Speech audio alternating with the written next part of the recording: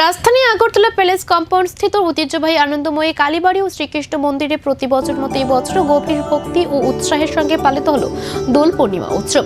মঙ্গলবার দোলযাত্রা তিথিতে মন্দির প্রাঙ্গণ অনুষ্ঠিত হয় বিশেষ পূজা অর্চনা, আরতি ও নাম কীর্তন। সকাল থেকে ভক্তের ঢল নামে কালীবাড়িতে। নারী পুরুষ ছোট বড় সকলে রাধাকৃষ্ণের চরণে আবির ও রং অর্পণ করে উৎসবের অংশ নেন। মন্দির চত্বরে ছিল এক ভক্তিময় ও আনন্দঘন পরিবেশ। কীর্তনের সুরে মুখর হয়ে ওঠে পুরো এলাকা। প্রতি বছর মতো এই বছর শান্তিপূর্ণভাবে সম্পন্ন হয় দোল পূর্ণিমার এই ধর্মীয় আয়োজন। প্রতি বছর ন্যায় এবারও আমাদের আশ্রমের দোল পূর্ণিমা বসন্ত উৎসব দোল পূর্ণিমার শুরু হয়েছে। দোল পূর্ণিমার পূর্ব দিনে অর্থাৎ গতকালকে আমাদের অধিবাস শুরু হয়েছে 5:30 নাগাদ।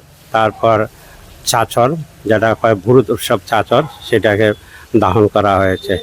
এই হোলি উৎসবের একমাত্র উদ্দেশ্য হচ্ছে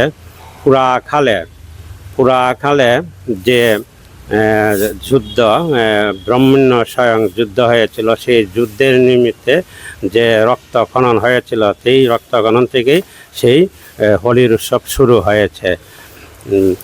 হিরণ্যকৌশিকের পুত্র ছিলেন প্রহ্লাদ ছিলেন অতি বিষ্ণু ভক্ত।